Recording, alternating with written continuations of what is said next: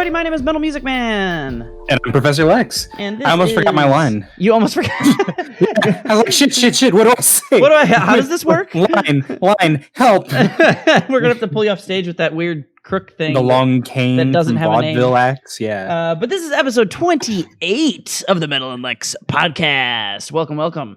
And today we're going to talk about some stuff. I think we were both very lacking of muse, and then we realized that we can always just talk about fighting game things, and I can always wrap those fighting game things into games that no one cares about, like World of Warcraft, while still talking about fighting games, which still no one cares about.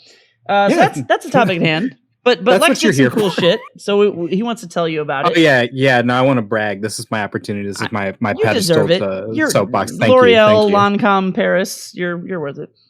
Oh, okay, I got you. We're doing brand slogans. Sure. Makeup ads from the 90s. Yeah. So I'm very straight. Anyway, I have, as of recent, been playing. There's a game that came out 2019 called Cadence of Hyrule. Okay. It is a roguelike. It's from the people who did Crypt of the Necrodancer, which is a rhythm-based roguelike dungeon crawling extravaganza. Dancey dance rhythm game of danceness. You can play it on a DDR pad. I haven't and I won't, but you could do it. It's possible. It's definitely legal. Yeah. Okay. But like you move around, the enemies move in time with the beat, and since it's a roguelike, the maps in Crypt of the Necrodancer are all like completely procedurally generated. They have general rules that they follow, like certain shops or whatever only occur in certain stages. When they did Cadence of Hyrule, they made it Zelda flavored, which is cool. So it's let's pause just real quick and just I like to say this game's full genre. It is a roguelike DDR-like rhythm dancing Legend of Zelda game. Yes. Yep. Man. Yeah. See, you got it. Okay. Did you ever you play always Link make to me the feel Past? good about how little of a hipster I am in comparison. How much of a boring normie I truly am by comparison. I'm glad I can flex nerd dick or you whatever. With your suspenders and your one-wheeled bicycle and your handlebar mustache. I haven't worn suspenders in years. Just like okay. Of course it was a gnat. What else would it be? I have all of the windowy doors open. I'm trying to let them out. I have suck them out of the house. Two gnat traps that are barely doing anything at all. Anyway, it's almost October. They'll die eventually. It's basically, I mean, Oktoberfest stuff is out, so it's sometime between August and December. So Cadence it takes the Zelda spin. You know the Link to the Past overworld map. Mm-hmm. Yeah, so that except that's instead the whole of game, that, right? Yeah. So you have to go around. You have to find the 4 different specific temples. You go back to the Hyrule Castle and you fight Octavo from Crypt of the Necrodancer, and then you do another dungeon, and then you fight Ganondorf. It's fun, but like since it's a roguelike, does Ganondorf dance? Ganondorf kind of dances. He plays an organ, like one of those big multi-tiered organ piano things. Not a giant penis. Yes. Not like a big penis, not a large phallic. I mean, I could see Ganondorf wailing on a giant organ. Penis. Doing guitar solos on some he plays an organ. He's a big pig man. Yeah, and he plays an organ. Oh wait, isn't that Ganon not Ganondorf when he's pig? Or is it the opposite? Probably. Okay. I can't. Ganon versus Ganondorf. Not to be confused with Demise, who is a completely different character that's also the same. I don't know anything about that. Demise is from Skyward Sword, and he's an eldritch abomination that is immortal and keeps reviving himself, which is why they keep being Ganons. Ah. Yes. The immortality of evil. It seems that there is no definitive correlation between the two, from what I can tell. It's hard to pull them apart. Yeah, I'll have to look because they get a title slide. Oh, no, excuse me. Ganon, also known as Ganondorf in his Gerudo form. So I think, yes. The Gerudo's the human, right? So yes, it was. So I think Ganon. When he's Ganon, that's when he's more of large pigment. Evil, weird embodiment of some kind of Ganon. Which is weird because you'd think it'd be the other way around. You need he adds the dwarf at the end so that people are like, oh, that's a name. He's not an Eldritch Abomination. He's just a Gerudo guy. Sure, makes sense. That was racist of me. Anyway, he plays an organ. He plays an organ. That's the last boss fight, and after you kill him, the game ends. But what's cool about the game is that they move the tiles around, and again, the tiles have like rules. Like if you have to go to the desert, and the desert is in one of the corners of the maps. You Why have do to you have go to the desert specifically? Just for Ganon, or So the story goes that Octavo has enchanted 4 musical instruments or monsters with musical instruments. I'm just gonna keep going up in pitch. Sure. Anyway, so that I killed Ganondorf. It was a really hard fight. He's No, you got it. That's it. No, so he's enchanted like maracas, and he's hidden them in the Lost Woods, right? Mm-hmm. But in order to protect the maracas, he's enchanted them nearby Goma, right? And so the Goma... a Goma? I don't even know. The Goma. I don't even know. Have you played... there's this little indie title you may or may not have heard of called The Ocarina of Time. Came out in 1998. This is a little niche thing. Describe it as not whatever dumb fucking name you just said. Big spider fella from the Forest Temple. Oh, just the big spider. Yeah. Yes. No, but don't. That's like when someone's like, oh man, the other day I was playing Zelda and I remembered how cool the Deku scrub was, and I'm like, what the fuck is that? And then they're like, the weird little fucking helmet thing that pops up and shoots pellets at you. And I'm like, why the fuck didn't you just say that the first time? Like, to me, all of the enemies are like that. It's like, it's the dumb fucking octopus that shoots poop out of his mouth at me. It's never been an Octorok. Fuck that guy. Or it's the weird lizard backflippy swordman. Lizalfos. No, they don't have names. Like, creepy golden spider penis. Like, no, that's what they all are. They're not. Gold Skulltula. That's they're quest. Yeah. They don't have names. Or like Sorry, in the original Legend of Zelda, there's the ladders that eat you. They look like ladders. They like goopy ladders, and when they eat you, they take your items. Yeah, they take your items. Yeah, it's like a ladder. Yeah, no, it's weird ladder, weird goop ladder. Yes. And then there's jelly goop that splits into tiny jelly goop bitches. Chews? No, tiny jelly goop bitches. And then there's bats. And then what? Are you telling me you don't even call the bats bats? They're not bats. They're bats. How are they not bats? How many bats have you known to be on fire and be chill with it? There are lots of bats that aren't on fire. And they're also keys. They're just not fire keys. They're just bats. They're just bats. There's just bats. There's the creepy blinky devil face guys that blink and fly around and you can't kill them, but when they hit you, you can't use any of your moves. Bubbles. They're literally just called bubbles. Yeah. Okay. I can't. Are you, whatever. Do you not anyway, you go to the desert. There's a guy. There's maracas. You have to. No. In the Lost Woods, there's a Goma that haunts maracas, and as Link, you have to defeat it so that you can take the maracas, so that you'll be able to fight Octavo and ultimately Ganondorf. But instead of it being just a Goma, now it's called the Gomaracas. Wow. Okay. Yeah. See, you got it. Are there 8 of them? Because spider? Or there's only 2. No, it's got like 8 legs and it like walks around sort of like a crab does, except it shakes maracas, the titular maracas, the Gomaracas. All right. Yeah. See, making a lot of sense. No, this is great. Okay, so the big dragon fella, what was in the original Legend of Zelda? Mini-headed dragon guy. Looks like you have to stab at a certain place or he doesn't take damage. Mm-hmm. It's like we know what we're talking about.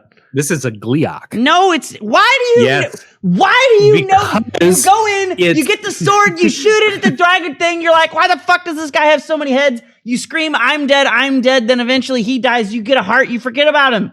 He doesn't have a name.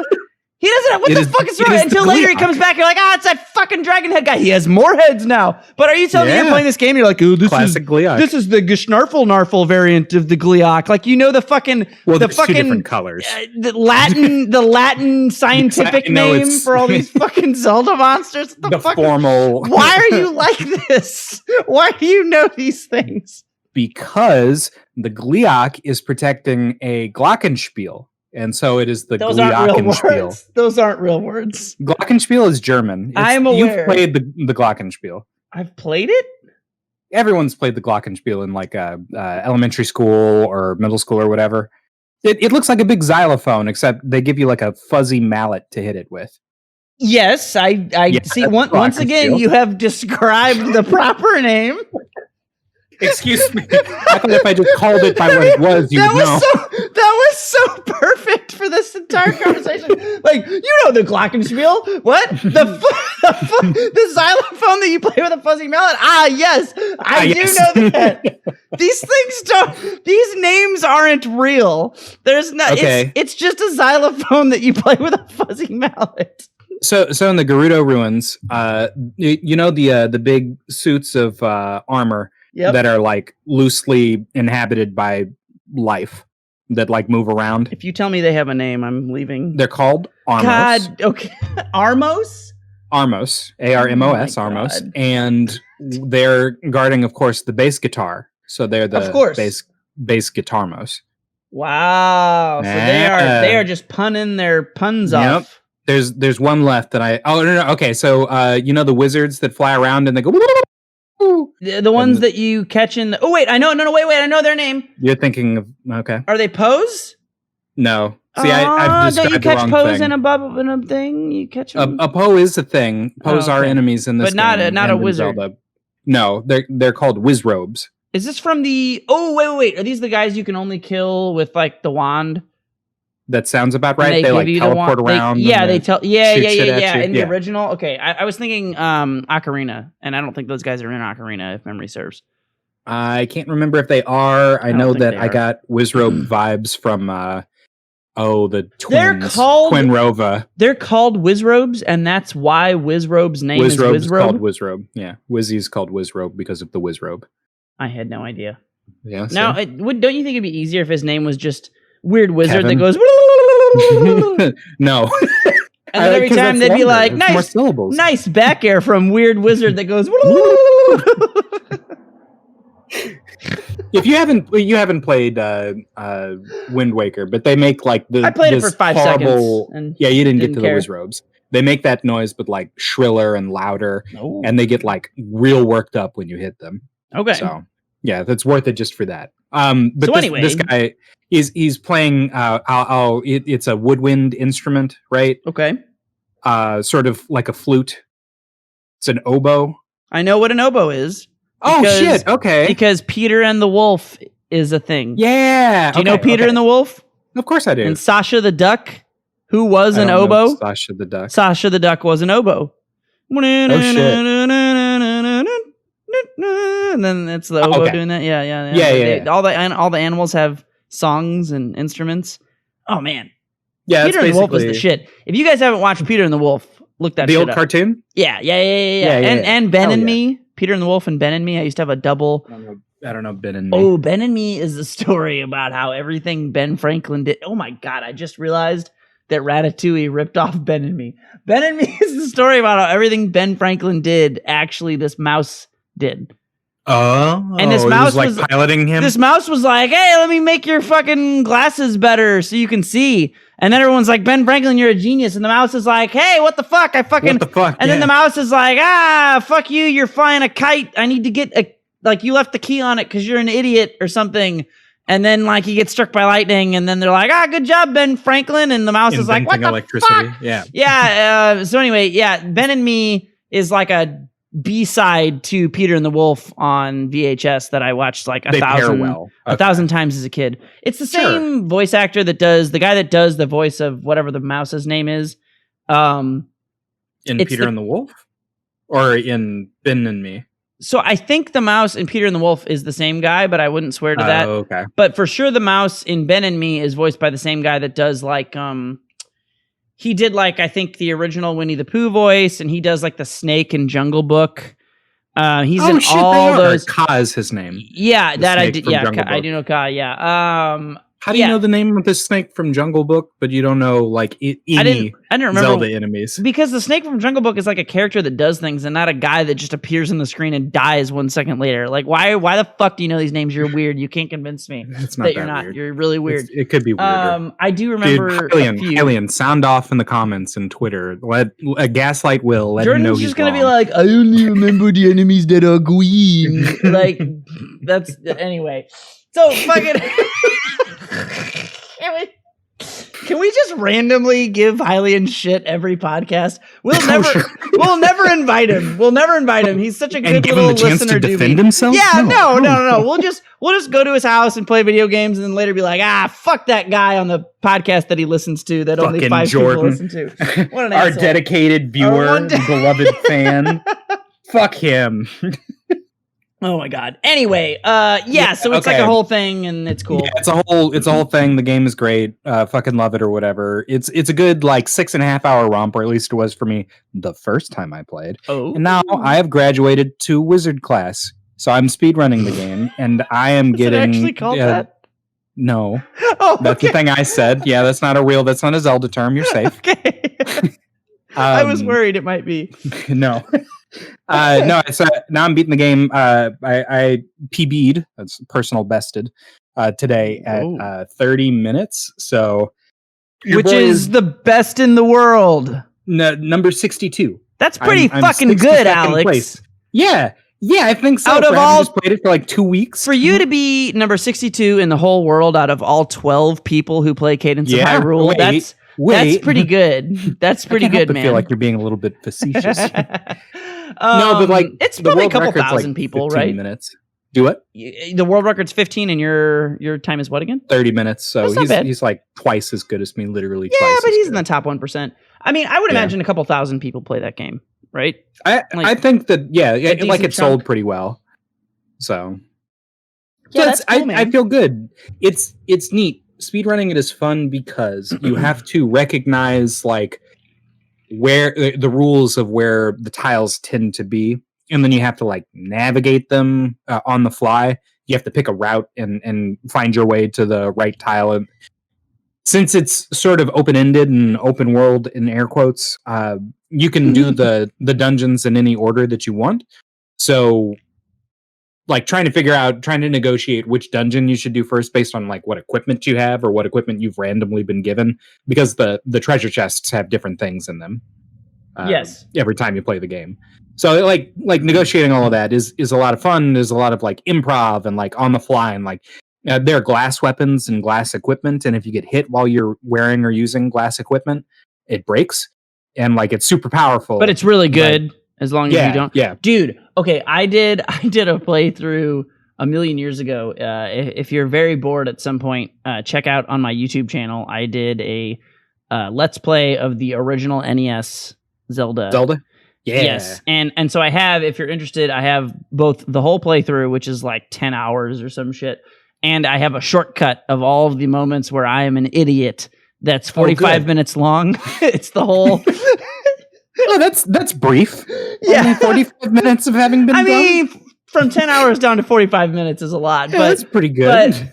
But if you want to watch me like be an idiot and get shit on in a Zelda game, it's pretty fun. And I had a good time with it. It's one of my favorite pieces of content I've done, but it's like just a little lesser known thing. But anyway, the point of this is that after I played that, I did this like at the height of when I was remotely relevant in Street Fighter. When you were famous.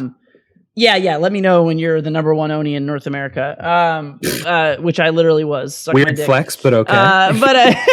Hey, you're talking about speedrun things. I get to number 62. There you go. This is way less impressive. But anyway, what was hilarious to me is that after I did that, one of the guys that like watched my Street Fighter stream was like, "Hey man, check out my fucking run. I think I'm pretty good, like, you know, whatever." And I'm like, "Okay." So I like watched this dude's video. This motherfucker does an entire run from start to finish in one setting without ever taking damage. No that damage is like, I can't imagine ever giving a fuck about that game enough. I think it's a beautiful game. I've played it so many times over the years. It's one of the best games ever made. It is the father to so many different things. The original Zelda on NES, but like, imagining playing that game and never getting hit from start to finish is just like, why? Horrifying to you? Yeah. Why? That is like a level of skill and dedication that mastery. I can't. Yeah, I mean, I've mastered certain things in games, but like that is absurd. It's ridiculous. Well, you at some point you just have to accept that he likes the game more than you. I mean, you're not wrong. Yeah. It's a great game too. It's a great fucking game. But so anyway, I don't know. That shit's crazy. But yeah, no, that's really cool. Congrats being 62 in your Cadence game. I've got a lot of what's weird is like I know all the routes now, more or less. I've got like one or two tricks still to learn, but after this it's just shaving seconds off at a time and like optimizing really tiny shit, and that's gonna make up 15 minutes. That seems to be speedrunning in a nutshell. Is like once you get to a certain point, it's all really tiny minor things that over a very long period of time add up a shit ton. But that's cool. I respect speedrunning. I don't want to do it. I don't super duper follow it. Yeah. But every now and then I watch some, AGDQ or whatever, and like it's I'll be damned if I don't respect it. I just don't. Oh yeah. It isn't quite me, in terms of what I want to focus on for most things.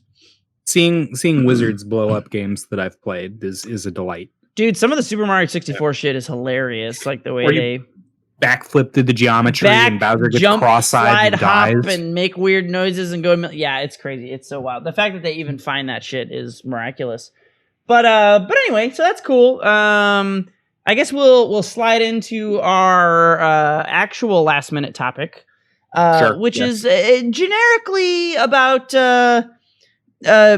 tiers and picking top tiers or not picking top tiers. So I guess I'll start this off with just saying, like, I feel like for myself, I've been at different points of the answer to the age-old question of should I pick a top tier? At varying, I've been at different points of that at varying points of my quote-unquote career, I guess, of playing video games. You've made money before. I'm going to call it a career. I have made money. I haven't made good money.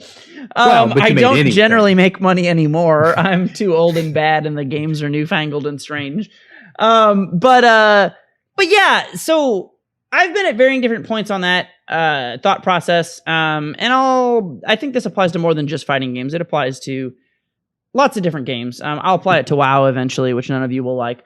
But as the age-old quote goes from Sanford Kelly, pick a top tier. Pick a top tier. Pick a top tier. Just pick a top tier. I want the damage. Pick a top tier. So this is true. And I find personally, and this is something that, like, what I always find very interesting about when I talk about this is that whatever I do, I'm usually pretty adamant about. Like, I feel like I make my decision and I'm like, yeah, here's my thing. I'm going to do this thing. And depending on who knows me from which game, sometimes people are just like, oh, Metal is such a low tier hero. And other people are like, Metal's a fucking tier whore. Fucking tier whore. Yeah. Fuck that guy. And I'm just like, I mean, whatever, man. Like, I kind of do whatever feels right in the game, So for me personally, what it is like, and what I think I'm looking for is like, I'm always looking for a character that like I connect with first. And then secondarily, if either A, I don't connect with that character as well, or B, I connect with the game overall really well, I usually mind playing a top tier less. But what I think I specifically want to focus on here is not so much about our preferences as much as it is how other people can kind of gauge for themselves that decision-making process. So are you saying you want to do like the topic is that we're trying to tell people how to use a tier list? Not how to use a tier list, but more how to make the decision of what you care about. Assuming you've got an idea of what that is, because so here's where I'll beeline into World of Warcraft a little bit here, so we have not just a purely fighting game outlook, and then we can and then I'll open up and shut the fuck up, and you can say thoughts, I guess. But one of the things that's happening currently, so there's a new WoW expansion coming out, and so everybody's like, what character do I play? And it's a lot like, if a new fighting game comes out, you're like, who am I going to play? Who am I going to play? Who am I going to play? Yeah. And so a lot of times what will happen is like people get, in my opinion, more often than not, overly obsessed with which character is or is not top tier, or is not viable. And they typically are like trying to make this decision or come to some conclusion about this way too early. And that's definitely happening now, where people are like, oh man, is it gonna be the paladin? Is the shaman gonna be bad? Is blah blah blah spec? And it's like, look, dude, at the end of the day, most characters will be able to do 90 or 95% of what you want to do for 99% of the population. And I think fighting games are pretty similar. It depends on the game. There are games where the variance is larger, but a lot of times people end up getting really caught in like whether the character is good enough before they're even good enough for that to be relevant. And I'll use actually one of our other 3 total listeners every now and then is level 40 Raichu from the St. Louis Smash Ultimate scene. And I remember there was like a long period of time where he was just like, I like Plant, but Plant's so bad. And like for me, meeting Ganon, first of all, I was always like, dude, shut the fuck up. Zero sympathy, yeah. Yeah, fuck you, shut up. Like, first of all, like, but secondarily, I was always like, dude, just fucking play Plant. Like, it's fine. Like, you are so far from where it is relevant that Plant holds you back. If you really resonate with Plant, which he did, Piranha Plant, he really did like Piranha Plant. Like, if you resonate with that, that's like a mid or a low mid tier character at worst. It's like a fine character. Now, probably. I think when he was first having this crisis, it was worse. But that's fair. People are dumb, but that's also why these things happen, because people do write off characters and they don't for being bad. Yeah, they don't test them. Like Yoshi. Like OT. We're not going into OT. They're not ready for those memes. But like fucking, we'll say Melee Yoshi. Like Melee Yoshi. Where that's like the best example of all time. So bad up B. Yeah, and there are, so I'm gonna define, I think hard and soft assumptions. Because it's a safe assumption to make that in most games that are like Street Fighter, that aren't Street Fighter 5, where all of the rules don't make any fucking sense, that a character that has like a 3-frame Dragon Punch is gonna be good. You won't be bad if you have a 3-frame Dragon Punch. You might not be great, like Oni, like is not great, or well, he's fine now, but for a long period of time in Street Fighter 4, he wasn't. But he wasn't ever like garbage. Actual garbage. He was never like Oni was never as bad as like Ganondorf is. Ever. I mean, he was bad, but the game is just more homogenous, right? In general. And then also the game is more level. Yeah, the game is a little bit more level overall, but also importantly, like it'd be sort of like if Ganon had Marth or Lucina up B. You literally can't be bad if you have Marth or Lucina up B, in my opinion. You can't. You can be like not good. Like Marth, I guess, is not like a top tier character. But Marth cannot, like he literally cannot be bad because he has an invincible 5-frame out of shield move. So you always have a reversal. You always have a way to say, hold on, I'm still here. You can't be bad. You can be not good. I'm not saying you're good, but you're not bad. You're fine. You're like at worst a fine character. So that to me is like a good hard assumption. If you have some sort of baseline utility like that, you know, you're just going to be good. Like there's just no way you won't be. That particular utensil that you have is too universally useful for the rest of your kit to make you a bad character. Unless you've got like, that's not to say it's impossible, But like, we're talking about law of odds. Generally speaking, yeah. When you're looking at new characters, you're like, does this character have a 3-frame Dragon Punch? Does this character have a 5-frame up B out of shield? Cool. They're probably like more likely than not, they would have to have an egregiously terrible everything for them to end up being actually the game bad. Would have to be so fucking wonky like Marvel, because Ryu's got an invincible Shoryuken. That means anything. Yeah, well, Marvel is a whole enigma. Yeah, absolutely. But I think in normal Street Fighter games, again, I made the point of not calling out Street Fighter 5 because it's not applicable in 5 because there are no invincible moves because meter but if you had one, you wouldn't be bad. Yeah, you wouldn't be bad if you fucking didn't have to spend meter. But Street Fighter 5 is fucking terrible. Surprise, surprise. Anyway, so that's like a hard assumption that I think is good. But then what a lot of people will do is they find characters that I think all they have is like soft information at best. And they will assume based on that there's like no way they could ever be good. And I think Plant is a great example of that because they're like, well, he doesn't have like throw combos. He doesn't have an up B out of shield. He doesn't have the up B out of shield. He doesn't have the greatest like frame data out of shield or otherwise. He's kind of slow. And so sometimes you have a character like Ganondorf that actually fulfills those things. And your character is like slow and does have problems. And other times your character has some unique aspect to their gameplay, like Piranha Plant or Luigi or fucking, I don't know who else I'm thinking of right now. But Melee Yoshi. Yeah, sure. Where they've got like, they're not necessarily good, but they're not like a character. They're a character that I think, in my opinion, if you are playing a game and you have a hard resonance with, like, you are just like, man, this character speaks to me so much. If that character is a mid-tier, in my opinion, you're kind of an idiot if you don't play them.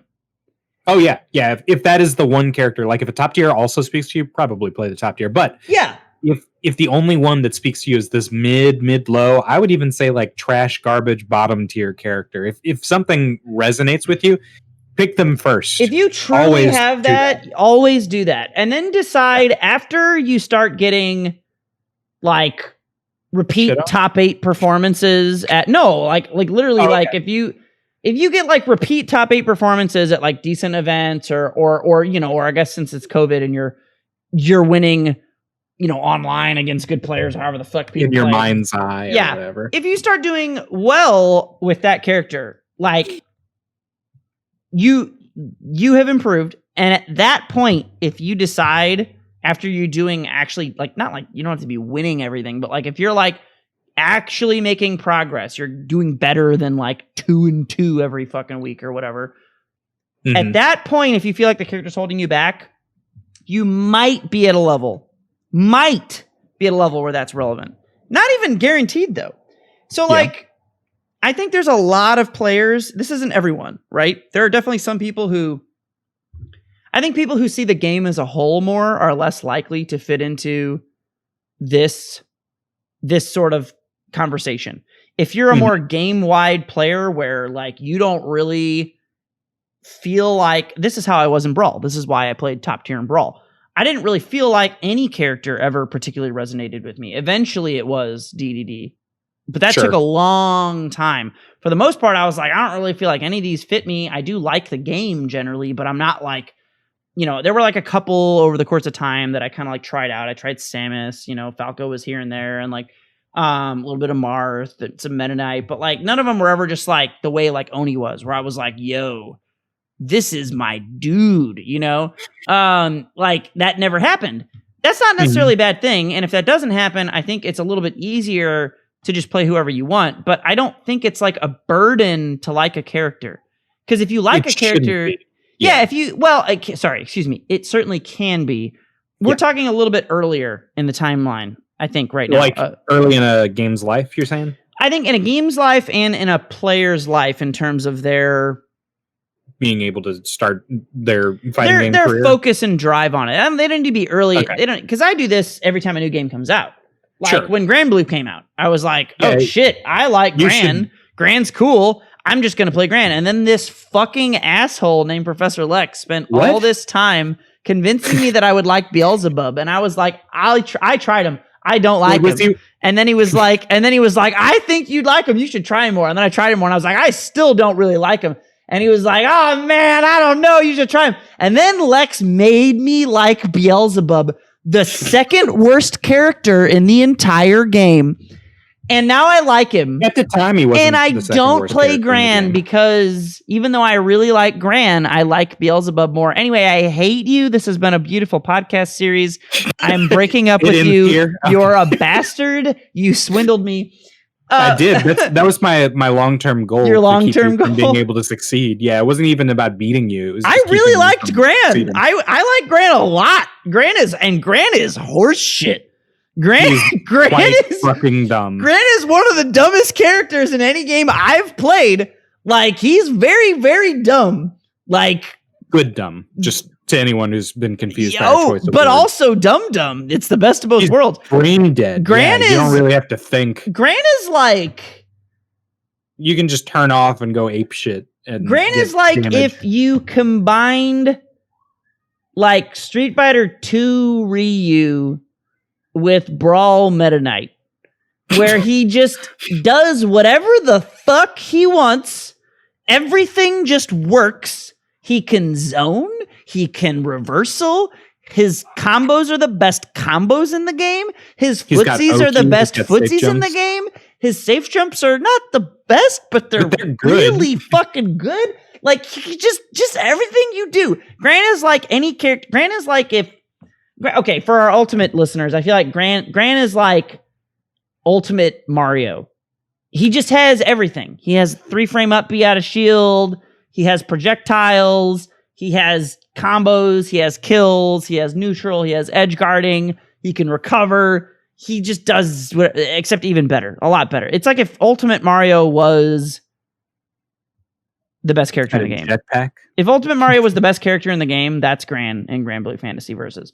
So anyway, I really liked Gran. Lex is a bastard. But my point is, I still play a little bit of Gran. I like Sora's, who's the only character that's worse than Beelzebub, who is my main. But ultimately, I have gotten better at Gran Blue and understood Gran Blue better because I resonate with that character. With Beelzebub, the bad character. Yeah. We're not. So if you want results, that's fine. But I think a lot of people jump to results before they actually like grasp an understanding. Because that's for a lot of people, that's their only measurable means of knowing if they're having any success with the game, with the character, with the way that they're engaging the game. If you're playing and you're not winning, do what? Is if they do well, like in bracket. Yeah. If you're playing and you win 0-2, regardless of how well you did or how much you learned or who it is that you played, the only data that you have is that you went 0-2, and you have to change something. And whether that means you need to not go up against, the best player first round, or if it means like you just got like a shit matchup handed to you, or whatever it is, something has to change for you in order for you to succeed. And that's not a crazy thought. That's a very logical thought. But the problem is you're bad. Yeah. And so changing, it's like if you don't, okay, let's make an analogy here. It's like you don't know how to drive a manual and you're losing a race and you're like, oh man, I got to get a faster car, but you still don't know how to fucking drive a manual. Yeah. So you just can't do anything. That to me is like accurate because people are just like, I'm going to pick a top tier. And it's like, bro, you don't even know how to play yet. And that's the thing. That's the one thing that every time you sit down to play that you have control over. You can always choose a different character. You can't choose to be better, and you can't choose your spot in bracket. The only thing that you have any demonstrable change over when you sit down to play is the character. But don't you think like they're not playing to learn? Yeah, like they're not like that to me is the wrong way to go about it. Yeah, because like, and this is not to say no one should pick a top tier. Like at a certain point, it's not to say absolutely, yeah. At a certain point, absolutely do that. I mean, there was a certain point when I was playing Street Fighter 4 where I forget if we talked about this on this podcast or not at this point, but I would play and I did really well early because no one knew what the fuck I was doing. No one knew what Oni did. Also, I'm good. But nobody also knew, like, the character's not that weird, okay? Like, I feel like looking back, everybody's like, oh, he's so weird. He has a cross-up slash. And I'm like, dude, he's a Shoto with literally 2 gimmicks. He's shaped like a Shoto, and yet he is not a Shoto. Sure. How do you make a life? Wait. That's what I mean. Like, people be like, oh, he's so weird. And I'm like, have you fought Ryu before? Because he's the same fucking character. It's like, oh, man, but Ryu doesn't have a cross-up move on the ground. Sure. Like, okay?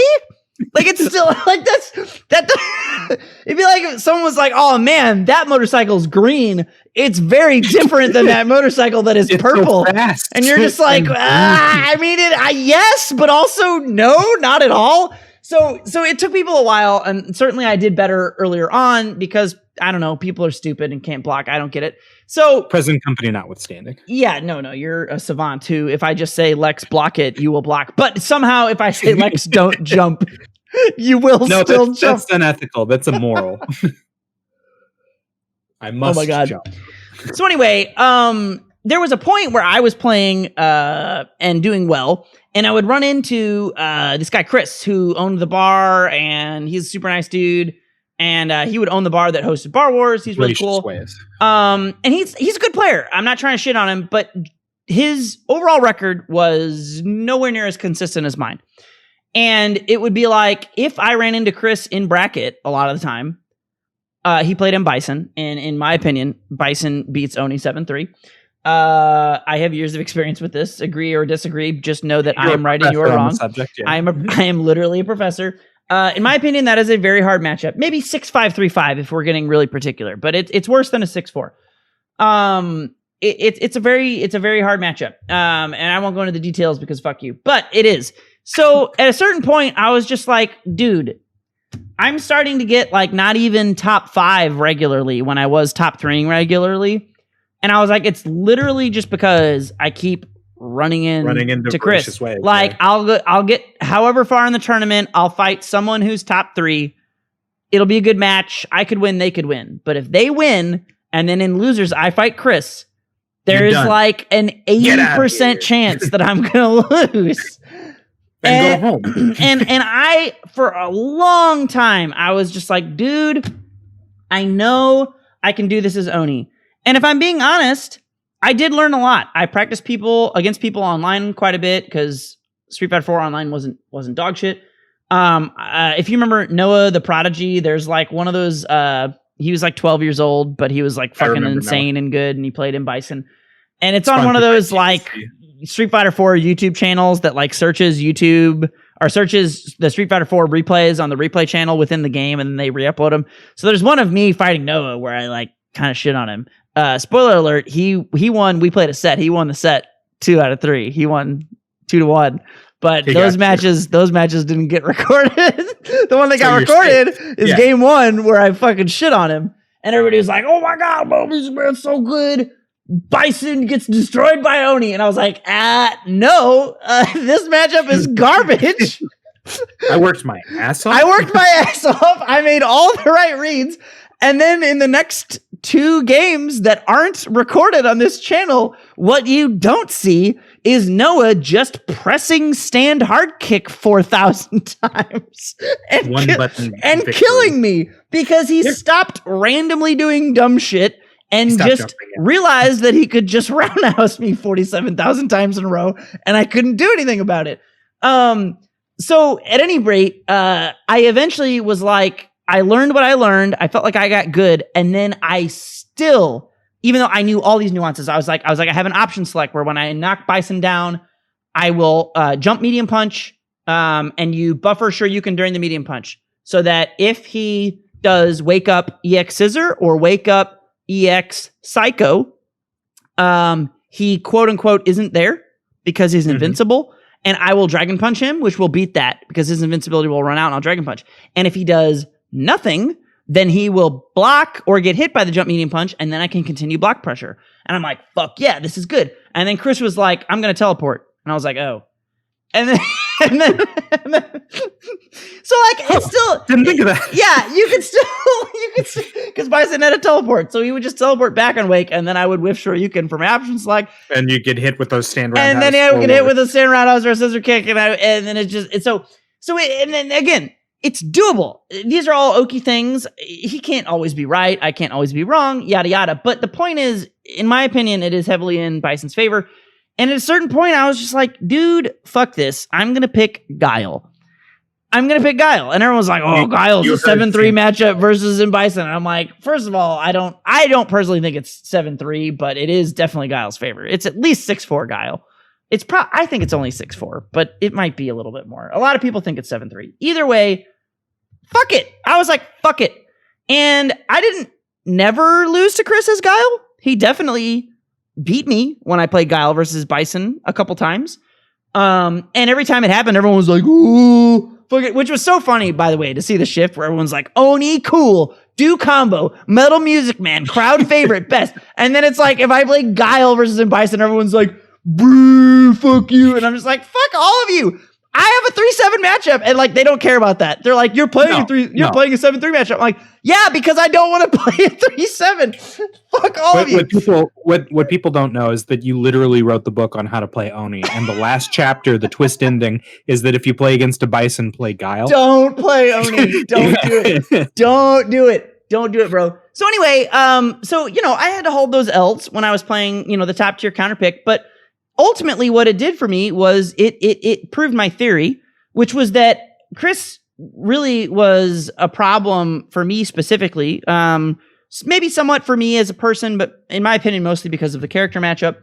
And once I invalidated his existence by playing a shitty matchup for him, my results were the same. But I didn't stick with Guile. Do you know what I mean? Like it was Oni still spoke to me, and so.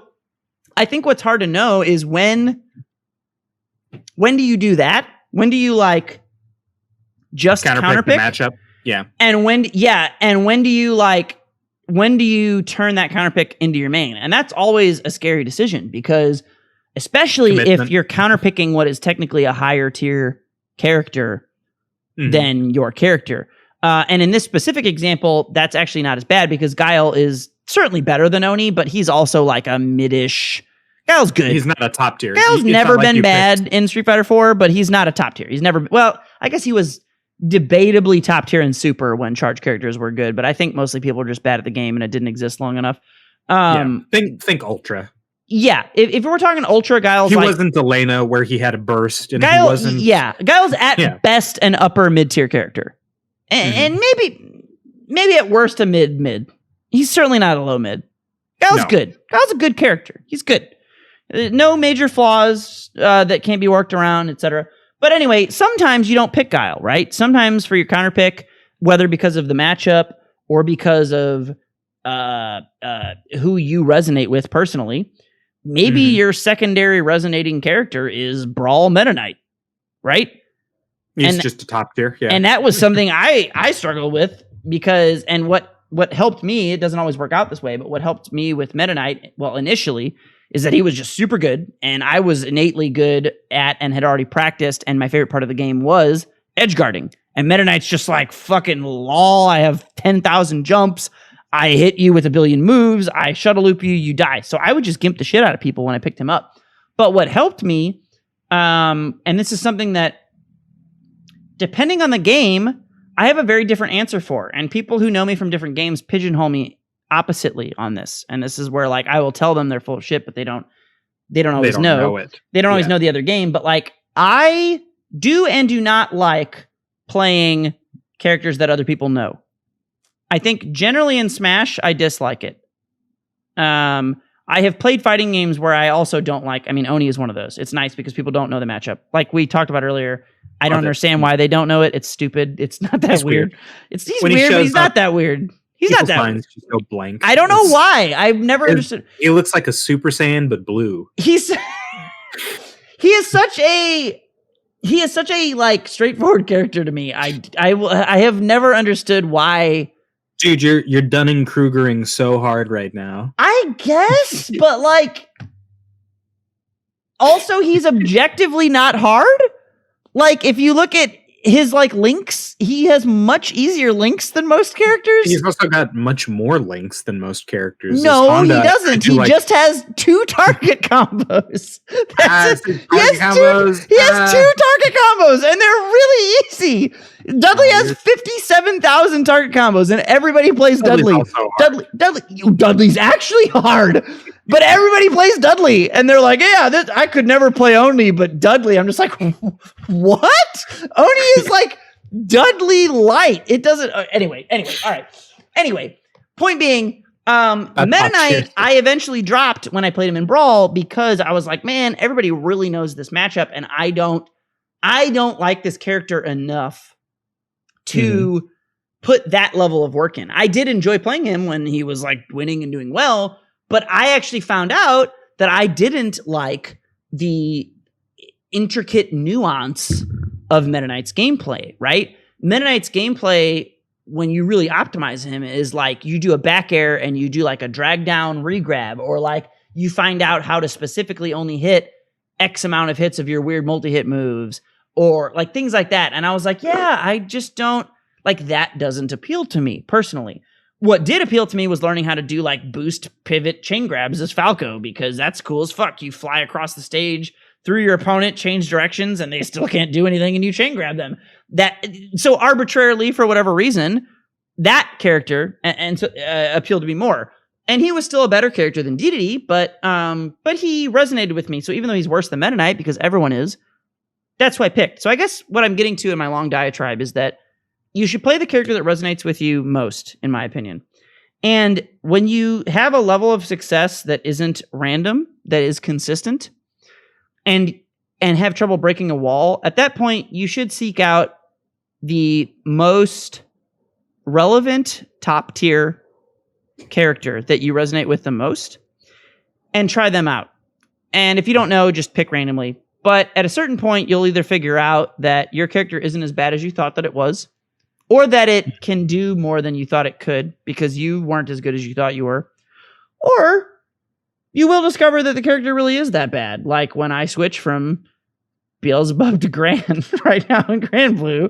When you do and that, I'm just like, when that's coming up. And I'm just like, well, no, anytime I do it, if I play like, there have been plenty of sets between like me and Pharaoh, or even me and you. We haven't played Gran Blue in a while, but like, no, it's been fighting your Charlotta as Beelzebub, where I switched to Gran and I'm like, oh, I can just do whatever I want now.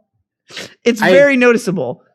I do feel like specifically the fact that I was able to vibe with Charlotta before the fact that Charlotta. Do it. You vibe hard with Charlotta. Yeah. The fact that I was able to, more than the fact that Charlotte is like a top 3, top 5 character in Gran Blue, is what helped me to understand the game. And because you liked her.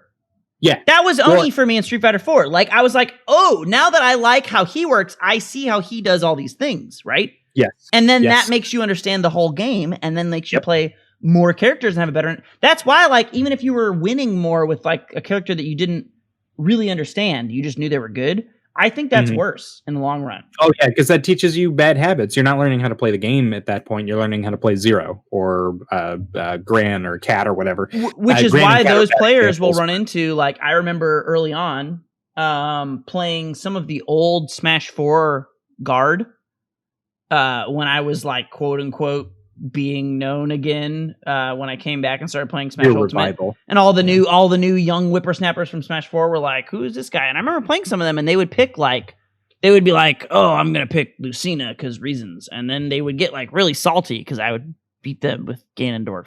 Yeah, hit them real hard with a sword. And it's like, and it's like, that is textbook, because to me it's like, I think you can learn a lot from playing. It doesn't have to be a low tier character.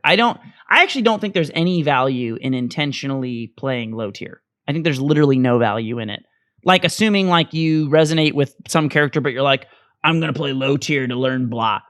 I literally think there's no value in that. There's no point. As training weights, no, that does not work. If you want to talk about like matchup knowledge, that's important. Maybe, that can be. There can be perspectives, but like, but my point is, it's really who you vibe with, like you said. And it's the same way when people like try to learn how to use an arcade stick and they're like, what grip should I use?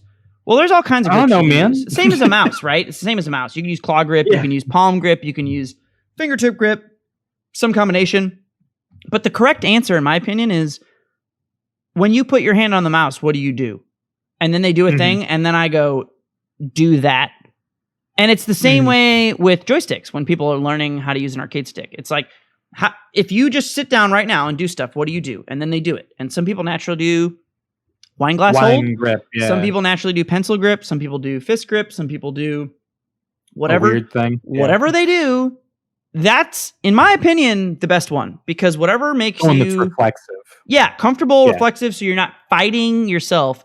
That's going to allow you to focus more easily on all the things that are happening. So, full circle, tier lists are important. You should consider them. But people beat themselves up for falling on characters that aren't like the best or top. And they think they're holding themselves back when in reality they're so far from that being relevant that that's not do not fall that's not into where that you should trap. begin the conversation, bro. If you're playing like fucking Dr. Mario and you're like getting top 30 at a major, if you decide like okay, here's a better example. If you're playing in Melee, Plup is the perfect example. Plup played Samus. Plup was the best Samus player in the world. Plup was routinely getting top 8. And then he was like, I think I need to switch from Samus to Fox to be like top 1. Cool. Good for you. Good for you. Like, and you don't need to be 8, like, depending on your character, but like, you need to be doing, if you're not like, that's why people are like, oh, why do you play Ganon? And it's like, I could switch to Ganon or off Ganon. I might play more Lucina as time goes on. But at the end of the day, there's still a lot I can learn from playing Ganon because I'm not as good as Rickles. You know what I mean? Like, I could be better. There is still a larger amount holding me back personally than is Ganon. Some matchups notwithstanding. But overall, that's true, right? Like, I'm not talking about Greninja and Inkling. Like, someone who shits on you. Those matchups are shit. I'm not. Those are shit. Counterpick. But like overall, even Nate. Like losing matchups, like a 6-4 or something. People don't want to play a 4-6. They want to like never be in a position to play a 4-6, and it's like, bro, a 4-6 doesn't mean shit. Yeah, it's not the end of the world. That's 4 games. You know how many games you need to win in order to take a set? Yeah, if you actually care about a 4-6 matchup to a degree that's like if you're just like, oh, I'll never play, like, you are on another planet and you need to get your shit together because 4-6 does not matter.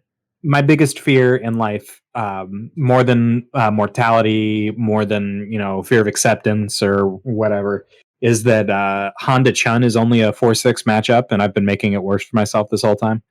I hope I die before I realize that it's like actually 4-6. There's no way that's true. It has to be 3-7. So for those of you who don't know, E Honda has is it hands that she can do with super? She can punish whatever the fuck she wants with super. She can punish hands?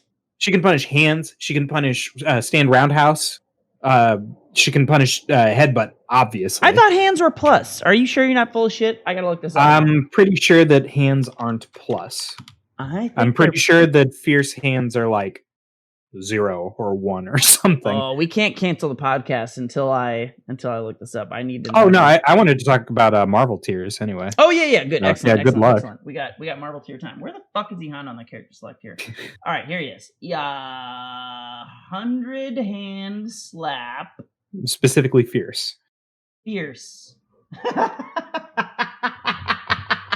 Is it -3 on block? Dude. Brace yourself, Alex. It is +3. Okay, so they can't 3. They can't punish E Honda is such a perfect character for this conversation because he isn't good, but he is horse shit. He's horse shit. And if you resonate with Honda and you are like Alex, where when you wake up in the morning and you get a boner, your dick does hard hand slap. Yeah. It does jab fierce hands onto your fucking just innately. Reflexive. Why the fuck wouldn't you play E Honda if you could do that? If you could do that, +3. Yeah. Okay, that for those of you who don't know, Honda 100-hand slap in Street Fighter 4 is a move that comes out super duper fast because you cancel it off of your jab, which is like 4 frames or some shit, maybe 5. Yeah, jab is fast, and then it's plus enough that you can freely 4? cancel. Yeah, 4 frame move that cancels into a true block string into a move that does 10 million damage. That if that move that does 10 million damage hits, you get another hit for free after it every single time that also does more damage. Or if they block, you're +3. You're +3. Unless it's Chun. Chun can punish stand roundhouse on hit. Yes. So you need to know we're getting there. So this is the part. That's why I was curious. I don't know. This is 3-7 might not be because if the worst part of that matchup, you might. Oh man, I thought I was agreeing. I thought I was agreeing with you. Lex. But now that I'm looking at the frame data, okay. So what's bullshit is normally if you do Azzy Honda, one of your best moves is stand roundhouse, which is a far-reaching standing move that oddly hits low, which means you have to crouch block it, which is awkward and weird. It's a very good footsie move for him, and Lex is correct in saying that he's not allowed to use it in footsies because if he physically hits, against Chun, yes. If he physically hits Chun-Li with it, even if she doesn't block and he kicks her right in the vag. Square in the shin, yeah. It is, hold on, let me look it up here. It is -2 on hit. And Chun-Li has a super that starts up in 2 frames. Which means that if Chun-Li gets hit, even if she doesn't block, even if she just gets hit in the face. If I'm doing a combo, if I won footsies by doing jab hands. If Lex does hands and confirms into stand hard kick, which is the extra move that he gets when he hits with his bullshit hands move, then Chun-Li gets to super him. The reason I don't care now is because I didn't. You convinced me previously that you just couldn't do anything, but you could just do hands. You can just do hands and still get a shit ton of damage. No, so I need if to she has super, if she happens to have a full stick of butter, then you just get hands. But for the rest of the matchup, if she doesn't have a full stick of butter, you could still do the hard kick. I don't know, Lex. It's definitely Chun's favor. No question it's at least 6-4 Obviously Chun. Chun's favor. Obviously it's 6-4 Chun. It might not be 7-3 Chun. I don't know, Alex. I'm sorry I ruined your life. I thought I was going to be on your side. I asked you politely not to. Here we are. So tell me about Marvel things. Tell me about the weird game of Marvel. So Marvel's kind of funny because there's a couple of ways that you can look at tier lists. The most effective, truest way to look at the tier list in the game involves looking at entire team compositions. Because Marvel is a team game where you have 3 characters. Yeah. Yeah, you don't have just one character. You've got 3 characters, and each of those 3 characters has a different assist. Usually, even if a character is top tier, they may not combine as well with certain characters. So there might be a low tier character that complements that, right? Like Phoenix is a high tier character, but she's really needy because in order to play her, you're not allowed to spend any meter. Because you have to save up meter for Phoenix so that you can turn into Dark Phoenix, and that's your win condition. So it would be stupid to play Sea Viper on point with Phoenix at the end. Because Viper wants to spend meter. Yeah, she's got all of Viper's best tools. Her EX Seismo, EX what's the electric hand thing? Help me, Thunder Knuckle. EX Thunder Knuckle. All of her best tools involve spending meter. So that would be like 2 top tier characters who working together would not make a top tier team. The problem is, since there's like 60 characters or whatever, and there's that huge combination of choices that you can make, it's impractical to make a list of all of the teams. Impossible, some might say. Yeah. And certainly rank them. But you could also look at the characters individually. I mean, how many characters and combinations? Yeah. I mean, that's with all the different assists, too. Hundreds of combinations. Yep. Yeah. Probably thousands. Oh, yeah, with the assists, thousands, definitively. And the order that they're selected in, too, makes a difference. Because, a Doom on point is a thing, and then Doom in the middle is a thing, and then Doom at the end is a different thing. So we're starting off with a sort of bizarre relationship with tiers, but yet and still, there are certain characters that are good.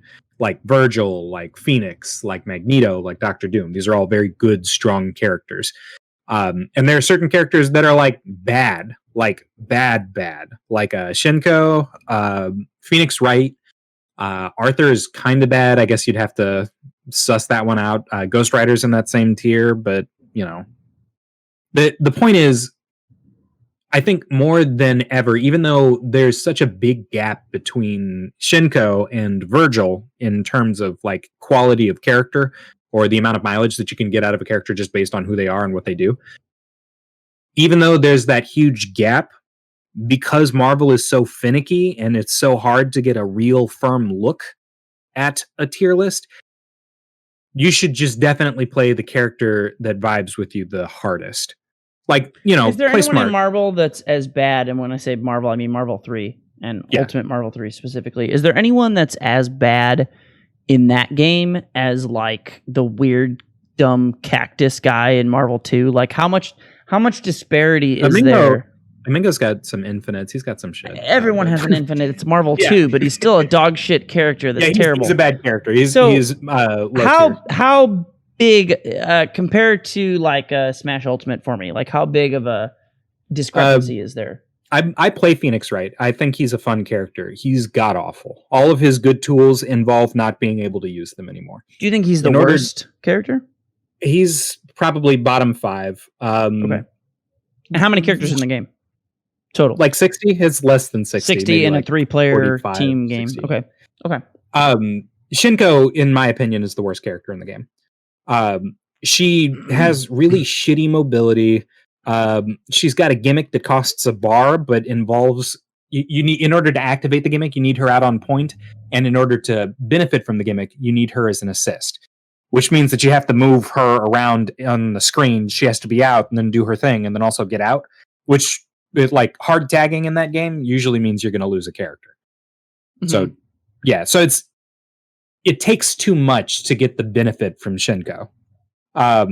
She's got a super that gives her gold armor, so she's got hyper armor. She can do whatever she wants, right? Which gets applied to her assist. She's got the pendulum assist where she swings around for a minute with like fucking blades everywhere. And since she's got hyper armor, like normally the only thing that you can do to hyper armor is throw it. But since she's an assist, you can't throw an assist. So she just comes out and she's like, fuck you, I can do whatever I want. She's just invincible, doesn't give a shit. Yeah, she sucks. But if that appeals to you, if that thing I said sounds like really cool, play her. And it's beyond just playing a character that's comfortable or familiar or that makes sense to you will help you to understand the game. That is true. But beyond that, being able to play a character that appeals to you, that makes sense to you, will keep you playing the game. I think the biggest argument that people want to dismiss is like the more you play the game, the better you'll get. And so if you aren't having fun because you're playing a character that you think is good that you don't like, you will play the game less, which means you will be less good at the game. Yeah, like if I listened to you and I played fucking Falco or whatever, even though I still think you could. All things being equal, you haven't put the time in, Lex. I haven't. You're right. But if I listened to you and I played Falco and it was just a miserable experience, well, if it was super miserable, where I was having fun but losing with Bayonetta. Over time, eventually, I'll get better with Bayonetta because I'll still be playing, and eventually, I'll just stop playing if all I do is play Falco, and it's a miserable existence. I'm actually glad you brought that up, though, because I think specifically, I think for you, I disagree, and I think there are times when this is an important point that we haven't addressed yet, which is that there are certain characters who teach you the real game more. Oh, sure, yeah. Bayonetta plays her own game. She does not really play Smash Brothers. And there's nothing wrong with that. Yeah, there's nothing wrong with that. But if you start with a character like Bayonetta, which is why I'm always on your ass so much, it doesn't work. Because you don't learn the fundamentals. You don't need to play Ryu for 1,000 years and go to every tournament and focus on Ryu and play him until you win. You don't need to do that. But you do need to have a basic understanding of how to play Ryu if you play Street Fighter. If you do not know how Ryu works, you cannot understand why anything else is relevant. Because he's the fundamental learning block on which all Street Fighter 4 is made. All Street Fighter, period. I mean, period. So if you don't understand how Ryu works, I don't even care what game it is. If maybe Third Strike is the least relevant, I don't know. But even in 5, where Ryu is bad because 5 is the worst game of all time, even in 5, I think Ryu is an excellent character that you should understand how to play. You don't need to be good with him. You don't need to put time in, but you should take X amount of time to like do some combos, play a few games, have him as like a fun, friendly character, you know? And so that's how I feel about like Falco or whoever for you, whatever normal. I mean, I guess Yoshi kind of counts because Yoshi's pretty normal. He's a little especially weird. Compared to Bayonetta. Yeah. Compared to others, he's not normal at all. Well, but I think specifically my problem in that I don't understand Smash fundamentals, Smash footsies. Yoshi's good because he's good at that thing, even though he's not normal. If that makes any sense. Bayonetta is Yoshi fucking weird. Is innately insane at neutral. Like, even though it is weird. But anyway, Shinko. Play Shinko. Yeah, that's what I'm saying. Like, if Shinko speaks to you, play Shinko. And the reason for that is, like, the vast majority of people know better than to play Shinko. But for the people who don't, people like LLND who do play Shinko, they've got, like, a whole idea worked out for her. And Shinko works and is a pivotal part of LLND's team. It wouldn't make sense for LLND to drop Shinko. And if he did decide to play Team NorCal, which is Magneto, Doom, Virgil, like, it's a better team. Just flatly, it's better than LLND's team. But it wouldn't work for him the same way. I don't know that he'd be able to play Team NorCal. You have to play to your strengths. You have to play to your strengths. Absolutely.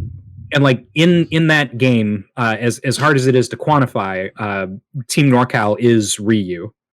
If you understand how to play Team NorCal, and you should have Marvel. A Team NorCal, you understand how to play Marvel. Was it again Magneto, Doom, Virgil? Yep, specifically that, because it's got all of you understand the relationship for meter. You understand mobility because all three of those characters have good mobility that's different and weird. That will teach you just those two things: meter management and mobility. That's all you need for Marvel. That's the whole game in a nutshell. But like, you should probably know how to play that team, or at least know how that team is played, in order to have an effective understanding of Marvel. Separating it from being a top tier or whatever. Okay, and I think it's important to remember that there are characters that are good or characters that are bad. But like, put that on the back burner, especially if you're like just now getting into the game, or like trying to pick it up. Like, you're like, oh, holy shit, Parsec's a thing. Let's play whatever Marvel game. If you're like picking it up or looking at it seriously for the first time, it's important to remember that there are characters that are good. But I think it's more important to remember why they're good than how good they are. And to that end, play the characters that make the most sense to you. Yeah. Why? No, that's a great line. Like, why are they good? Exactly. And a lot of times people don't take the time to understand that. They really don't. Or more importantly, maybe even if you're trying to be a player specifically, I think a lot of people don't differentiate between understanding and being able to articulate certain things versus being able to do them. And that is also a whole world of a difference. Like, to that end, I think it's more important to understand why Ryu works, or how Ryu works, than to be able to play him. I agree. Being able to play him will probably teach you, like 99% of the time, teach you how to play him. But, you know. Well, and I think that works with him because he's a simple character. But on the flip side, you certainly don't need to learn how to play Sea Viper to know why she's good. But also, like, you can't assume that you should play Sea Viper just because you understand what she's supposed to do, because Sea Viper is inherently a character that requires you to put in immense lab time. So if you don't enjoy repeated labbing, you don't play Sea Viper. I still think in a vacuum, if I could do Sea Viper things, I would be a good Sea Viper player. But I don't want to become that because it's too much lab time. I put in a fair amount of lab time in my day. A fair amount. But I feel the same way about Ice Climbers. It's like, yeah, if I could play Ice Climbers, I'm sure I'd be good with them. But and have fun. And I don't think I will ever be the kind of player that wants to learn that. It's just not. Yeah. I'll learn combos, but like, yeah, you got to know your boundaries and limitations. That I think should probably figure into your character choice as well. Mm-hmm. Yeah. Before tiers. Yeah, above tiers. Yeah. Exactly. Find who resonates with you the most and then look at the tier list. So, yeah, I think we agree. Yeah. So, well, I don't know. Has this been a podcast?